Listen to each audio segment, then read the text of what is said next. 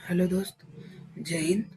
आज हम फिर से एक नई वीडियो में आए हैं। जो इससे पहले हमने क्लास पढ़ा था, क्या पढ़ा था? हमने इस क्लास में पढ़ा था लाइसोसोम।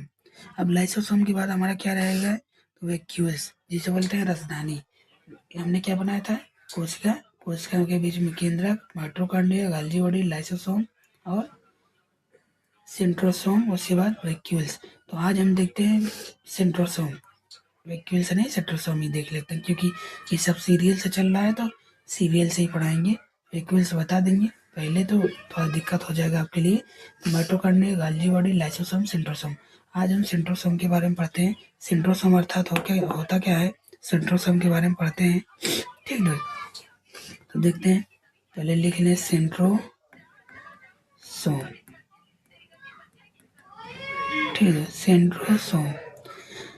ये जो सेंट्रोसोम होता है, ये क्या करता है? मनुष्य के शरीर की कोशिकाओं में उपस्थित उन कोशिकाओं के भीतर सेंट्रोसोम एक क्या है? कोशिका का एक कोशिकांग है। कोशिकांग मतलब कोशिका का एक भाग है।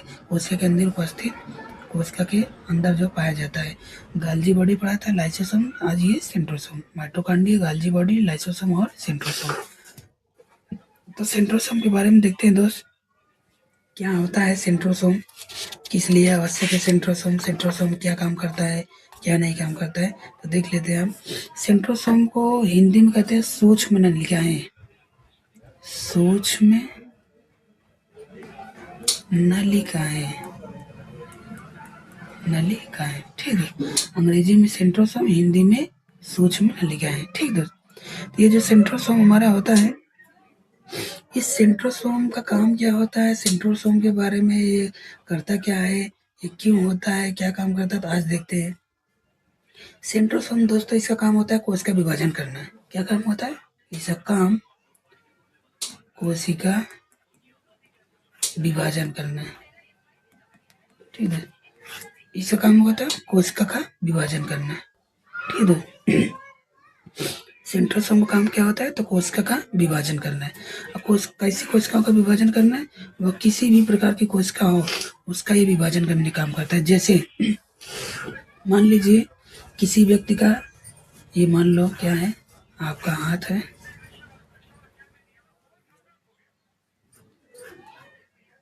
ठीक है, ये मान लो किसी व्यक्ति का हाथ हो गया।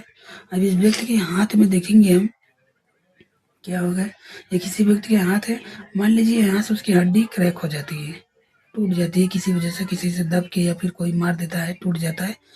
तो जो ये टूट जाने वाला हिस्सा होता है यहाँ का हड्डी, तो सेंट्रोसोम का काम यही होता है कि यहाँ पर टूटे हुए स्थान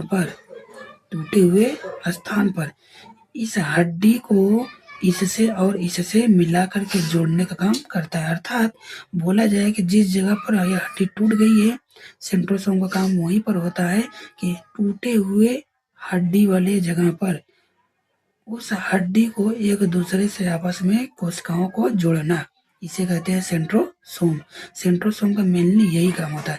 अगर मान लीजिए ये पूरा चमड़ा है ऊपर हाथ का, अब ये जो पूरा चमड़ा है हाथ का, मान लीजिए ये जो चमड़ा है ना, ये पूरा खुदरा के छूट जाता है, उखड़ जाता है। तो इस उखड़ने वाले जगह पर यहाँ से लेके यहाँ तक की कोशिकाओं को बनाने का काम क्या करेगा? सेंट्रोसोम।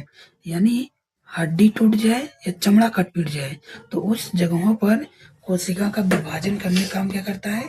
तो सेंट्रोसोम। क्योंकि सेंट्रोसोम के माध्यम से नई कोशिकाओं का निर्माण होता है। आपको इससे पहले बताया था क्या? लाइसोसोम क्या होता है? जल अपघटक एंजाइम।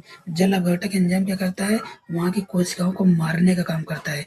जबकि नई कोशिकाएं वहाँ, ये क्या बोलते हैं, लाइसोसोम जब पुरानी कोशिकाएं या मरी हुई कोशिकाओं को मार के खत्म कर देता है, तो उसमें नई कोशिकाओं का निर्माण तो लाइसोसोम जरूर शुरू करता है, लेकिन जो निर्माण की प्रक्रिया में सहायता करता है या फिर नई कोशिकाओं का निर्माण करके नया बनाता है, उसे कहते हैं कोशिका विभाजन। यही कोशिका विभाजन के माध्यम से शरीर के अंग में कहीं भी, चाहे वह मांसपेशी वाली कोशिकाएं टूट फूट जाए, कट पीट जाए, या फिर हड्डी वाली कोशिकाएं टूट जाए, तो उन्हीं को नई कोशिकाओं का निर्माण करने का काम सेंट्रोसोम करता है। ठीक दोस्त, ये सेंट्रोसोम शरीर में अगर न रहे, या शरीर में अगर सेंट्रोसोम का काम ज़्यादा होने लगेगा तो दिक्कत होगी। जैसे कभी आप देखते होंगे किसी किसी के हाथ में 6 उंगली हो जाती है, तो उसके शरीर में सेंट्रोसोम का विभाजन ज़्यादा हो गया है।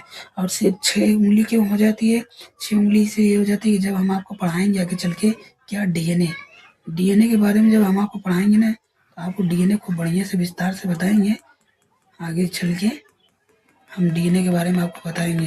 तो इन्हीं डीएनए में ये जो डबल हेलिकल संरचना है, इस डबल हेलिकल संरचना में इस एक वाली जो ऐसे ऐसे लाइन है ना, इस लाइन में से एक को उठा के जब बाहर रखेंगे तो इसमें एडेनिन, गुआनिन, थाइमिन, साइटोसिन, ये 4 चीजें पाई जाती है।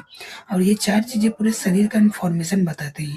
इसीलिए जब इसमें से कभी कोई गड़बड़ हो जाता है या फिर बच्चा बनते समय जब प्रेगनेंसी होती है, तो बच्चा बनते समय क्या होता है, बच्चे में इस डीएनए में से कोई चीज इंफॉर्मेशन थोड़ा भी गड़बड़ हो जाता है ना, तो देखेंगे आप बच्चे के हाथ या पैर में 6 उंगलियां बन जाती हैं। इसी वजह से बाकी और इसके सारे कारण होते हैं, हम आपको जब डीएनए पढ़ाएंगे तब आपको बढ़िया से बताएंगे। अभी तो डीएनए का नहीं चल रहा है, अभी ये क्या है, हम आपको नॉर्मल ऐसे समझाने के लिए बता दिए हैं बस। और ये कोशिका विभाजन काम यही होता है कि शरीर के अंग में कहीं भी किसी भी प्रकार की टूट फूट होती है, उसे जोड़ने का काम या नई कोशिकाओं के बनाने का काम यही सेंट्रोसोम करता है। सेंट्रोसोम नई कोशिकाओं का निर्माण करता है, नई कोशिकाओं का निर्माण का निर्माण करता है। अर्थात जो लिखा है कोशिका विभाजन, या कोशिका विभाजन का मतलब यही है कि मान लीजिए ये जैसे ये पेन है, मान लीजिए ये पेन क्या है, ये मेरी उंगली है।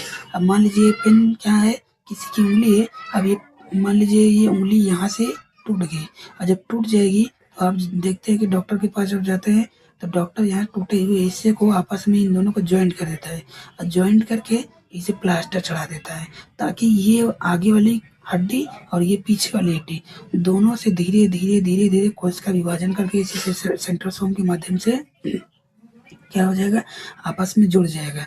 और तब तक प्लास्टर नहीं खोलते हैं जब तक डॉक्टर को ये अनुभव नहीं हो जाता है कि 20 दिन, 25 दिन, 1 महीने, 2 महीने, क्योंकि ये डॉक्टर का काम है। डॉक्टर करते करते उनको अनुभव हो जाता है। इसी सेंट्रोसोम के बढ़ाने के लिए क्या करता है, डॉक्टर दवा देता है ताकि जल्दी जल्दी सेंट्रोसोम बढ़े, तो इसका हड्डी एक दूसरे से ज्वाइंट हो जाए, जल्दी से प्लास्टर खुल जाए। इसीलिए किसी व्यक्ति के हाथ में प्लास्टर वगैरह चढ़ाया जाता है, ताकि हड्डियां एक दूसरे से सीधे में जुड़ी रहे। और ये जब ये और ये हड्डी दोनों आपस में सामने एक दूसरे से जुड़ी रहेंगी, तो हड्डियां दोनों जल्दी जुड़ जाएंगी, ताकि हिले डुले ना।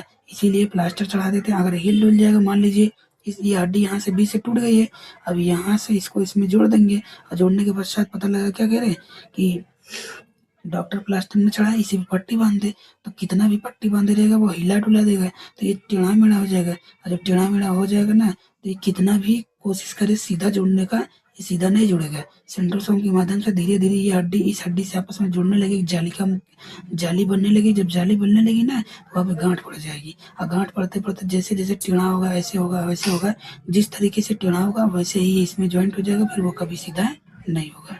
ठीक दोस्त, थैंक यू। आप सभी लोग वीडियो को लाइक करिएगा, शेयर करिएगा और चैनल को सब्सक्राइब करिएगा।